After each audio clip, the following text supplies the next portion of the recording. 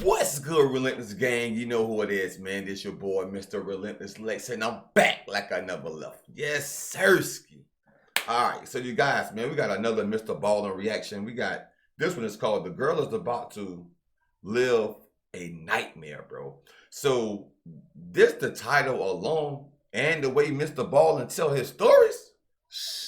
I know this gonna be crazy. Can you imagine living your nightmare, bro? Can you imagine? I could never imagine that shit. So we're gonna check it out, man. Let's get it.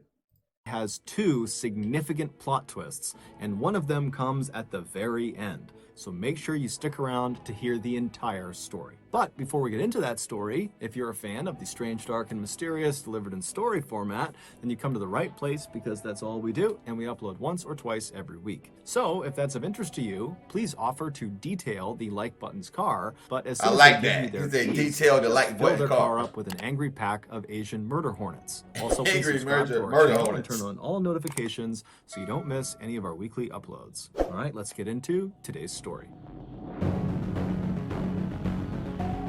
This gonna be good. I can tell already. I know this gonna be good. The Secret. Right in the middle of the United States is a quiet little town called Millstadt, Illinois. Millstadt is home to about 4,000 people, and had it not been for Damn, that's how you spell Mills. If that was in a spelling bee, and I was in a spelling bee, I would have got out the first word. No kizzy. Millstat spelled with S-T-A-D. I would have got out. They'll just say, yo, Lex, spell Millstat. I would have been like, send me home now. Ashley Reeves, only those 4,000 people and their friends and family would even know that Millstadt existed. In 2006, Ashley Reeves was a 17-year-old high school student who lived with her parents and her younger sister Casey in Millstadt. Ashley was an excellent student who, even though she was over a year from her high school graduation, she was already thinking about what colleges she wanted to go to. She was also extremely likable and outgoing, and she had this huge, infectious smile, and so she had tons of friends, and she had a very serious boyfriend who her parents adored. His name was Jeremy, and he was a high school student as well. On the morning of Thursday, April 27th of that year, Ashley got up, and like every other morning, she got ready for school alongside her sister Casey. And then right before Ashley stepped out to head off to school, she told her parents that after school, she had a job interview on the other side of town, and then after her interview, her plan was to play basketball with some friends, and then she'd be home. And so her parents said, okay, well, hey, good luck with your job interview, and just make sure you're home before 10:30 p.m. And so Ashley said, no problem, I'll see you tonight, and then she left. That after If y'all can hear my fan in the background, bro, I apologize, but I swear these lights are hot in here, bro. I gotta get me a noise gate or something. Hopefully it don't be too bad. afternoon, after school, Ashley made her way to Jeremy's locker, and when she got to him, Jeremy handed her his keys to his car. He had an SUV, and he was lending it to her for the day so she could go to the interview and then go play basketball.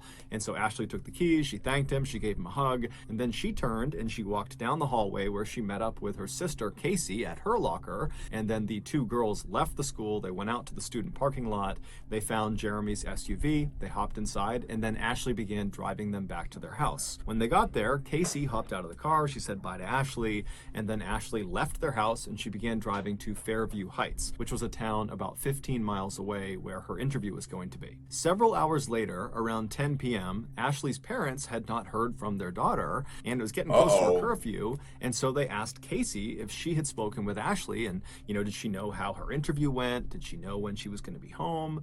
But Casey would tell them, actually, no, I haven't talked to Ashley since she dropped me off from school. And so Something Ashley's done happened parents already, said, okay, bro. no big deal. And they called Ashley, but Ashley didn't pick up. So they sent her a series of text messages, but after a couple of minutes of not getting any response, they decided to just call her boyfriend, Jeremy, to see if maybe he knew what was going on with Ashley. But when they spoke to Jeremy, he would say that, I haven't spoken with Ashley since I gave her the keys to my SUV, and I've actually been trying to talk to her all day. I've been calling her and texting her, but I still haven't heard back. And so at this point, Ashley's parents were starting to get really worried. Something up with Jeremy, bro. I could tell already. Something is up with Jeremy.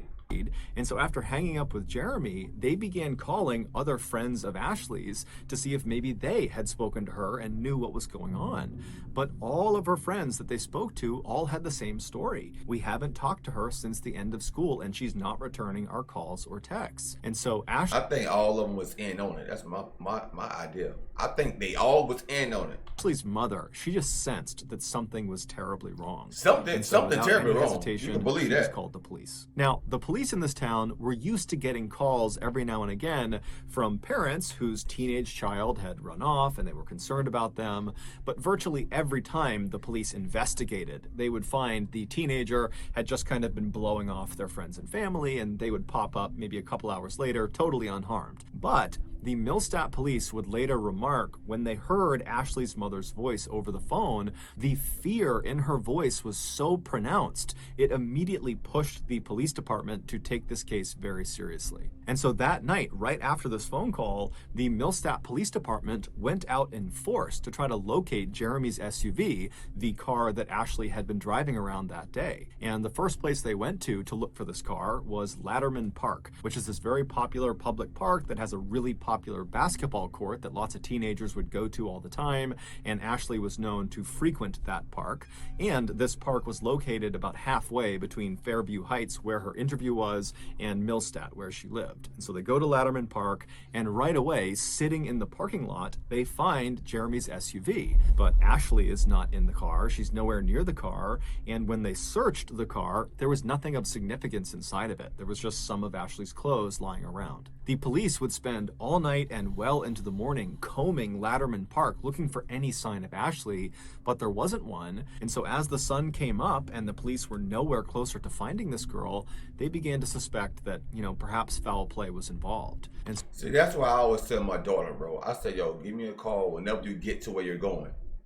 Make sure you give me a call and let me know you're safe. So the first person they hauled in for questioning was Ashley's boyfriend, Jeremy. But as soon as he sat in the interrogation room, he demonstrated a real concern for Ashley. He had a rock-solid alibi, and he basically was an open book. And so they quickly ruled him out as a suspect. And then the police basically began hauling in all of Ashley's friends and acquaintances and family members, basically anybody that knew her. They were bringing them into the station to find out if they knew anything that could help them figure out where Ashley was. And more specifically, the police were really looking to see if any of these people were hiding something. And sure enough, a few of the friends that were brought in were. According to a few of Ashley's closest friends, I was doing laundry and I found this in your room.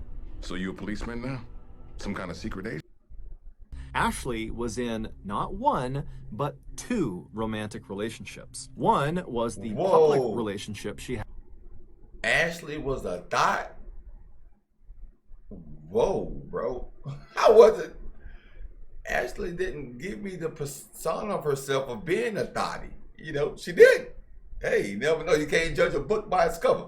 She had with Jeremy, and the other was a secret relationship that was actually illegal. In order to hide this forbidden second relationship, Ashley would tell her family and her friends that she was going to the park to play basketball, when in reality, she was going to the park to meet up with this secret second partner. And the day before, when secret lovers, yeah, that's what they were. Ashley was hiding the pants, boy. Ashley went missing, her friends told police that that was the exact reason she was going to Latterman Park. The police got so the homegirls knew already. The homegirls knew about the cheating. Ashley homegirls knew about the other guy, bro. Damn, that's how they know. That's messed up, bro. Of this secret person from Ashley's friends. His name was Sam Shelton, and the police tracked him down. When they found him, he was at a baseball practice, but the police didn't care. They marched right onto the baseball diamond, and they grabbed Sam, and they brought him back to the police station. And then when he got there, they sat him down in the interrogation room, and he's still wearing his baseball uniform, and they asked him about his relationship with Ashley. And he immediately denies it and says he does not have a relationship with Ashley. He's got no idea why he's here. But pretty quickly, after a few questions, Sam's answers became inconsistent, and so the police just I figured that. pressure on him. And then finally, after 12 hours of questioning, the interrogator brings up Sam's mother and his grandmother, and he says to Sam, you know, how would they feel if they knew you were lying to the police right now? And this just broke Sam, and so he cracked. Now, at this point, the police were already expecting the worst when it came to Ashley, but they were not ready for just how brutal Sam's confession. Oh my God, bro. I might not even be ready for how brutal Sam's confession is. Because, oh boy. 12 hours of lying. You know he been brutal, bro. If he could hold a lie for 12 hours straight in an interrogation room, oh yeah.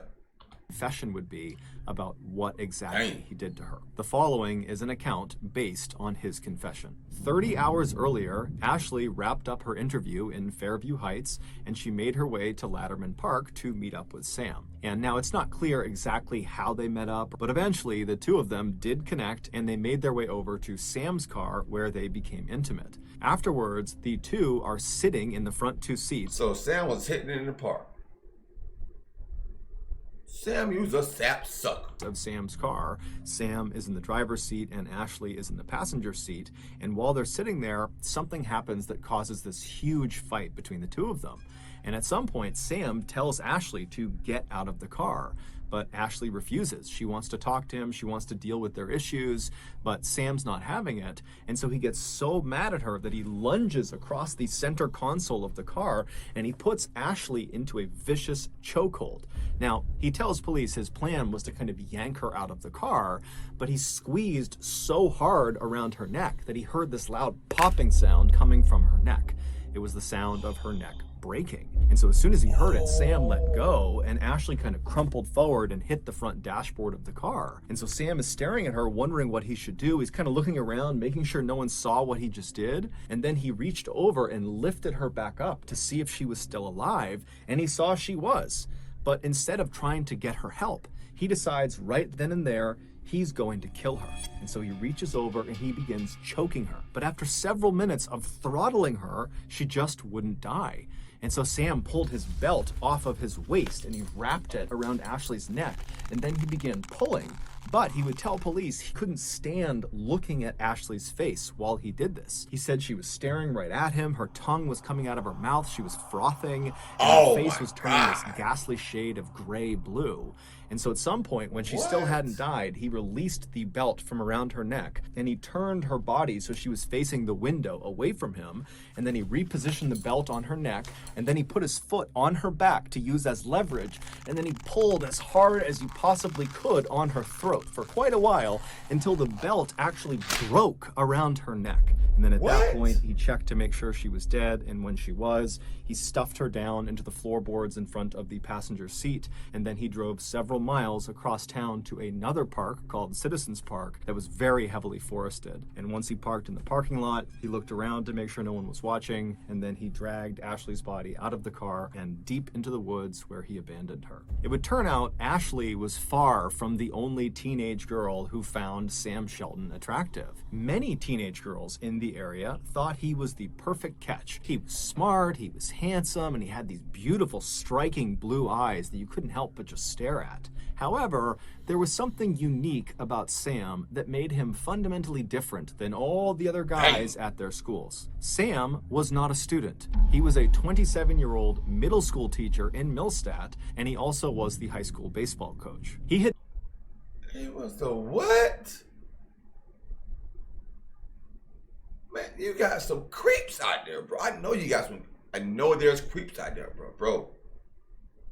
That's why parents, please be careful and keep track of your kids, especially like the ones that's going through the puberty stages and they fall in love real easily and everything.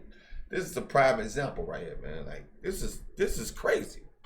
had never been Ashley's teacher directly. However, years earlier when she was in middle school, he had begun grooming her for exploitation. And so fast forward to 2006, when she was 17, he had effectively manipulated her into believing she was in this romantic relationship with him, when in reality, he was just using his position of power to abuse her. In addition to being a school teacher, Sam was also an aspiring pro wrestler. He would often compete in local showcases under the nickname nickname the Teacher. While Sam was probably nowhere near Teacher. good enough to actually become a professional wrestler like you would see on TV, he was extremely strong and really knew how to do a chokehold. And so when he attacked Ashley and put her in that vicious chokehold, she had no chance at escaping. She was completely doomed. None at all, Shortly bro. She after had his no confession, chance. Sam would tell the police that he would take them out into the forest of Citizens Park to try to find Ashley's body. But when they got there, it was late, it had been raining for several hours, and Sam right away acted like he couldn't figure out exactly where he had left her. And so the police were actually starting to think, is he lying to us? Is this whole thing just kind of made up? Did he really attack her? Is she really out here? But So they don't got Sam in handcuffs, bro. They got Sam out there just loose and running around. Is it even in handcuffs out there looking for the body? after about 30 minutes of the police and Sam kind of trudging around the thick forest, one of the officers suddenly sees something on the ground. He raises his flashlight, and there in a clearing is Ashley's body. And so the police and Sam, they walk over to her, and they're standing above her ruined body. Her neck is totally bent at a grotesque angle. Oh, she's my covered in God. bugs. But as they're standing there and they're watching her, her chest suddenly starts to move. She wasn't dead. She had been left for dead, and she had been out in the woods with a broken neck for 30 hours in the freezing cold and the rain. She only had a t-shirt and some pants on, but she was alive. And so moments later, the paramedics, they come rushing into the forest. They pick her up really gently. They bring her out and they rush her to the hospital where she'd be put into a medically induced coma. The doctors would tell her family that unfortunately her injuries were just too serious and we don't expect her to ever wake up again. But miraculously, she would. Now, she would have to relearn how to walk and talk and eat and drink. Yeah, of course. She would do all of those things. And today, she is 32 years old. She is happily married. She has 2 kids of her own. bro. And by and large, she leads a very happy, normal life. As for Sam Shelton, he was sentenced to 20 years in prison for attempted murder, and he's still in prison today. However, he is up for parole in 2024. So that's going to do it. If you got something out of today's episode and you haven't done this already, please offer to detail the like button's car. Man, Sam, like I said before, bro, you was a sap sucker, man. You should have been in there for 40 years. 20 years, bro. You get more time for that when getting caught with drugs. Man, but like I said, man, y'all parents, please pay attention to what your kids is doing nowadays, man. So, man, that was pretty dope. I ain't say a good story, but it was good as far as like, having my attention. Having my attention, man. And Mr. Ballin always have some amazing stories, man. So if you guys want to see some more Mr. Ballin, man, comment down below. I got you. And smash that like button for your boy. And if it's your first time to the channel, make sure you hit the subscription button. Get it?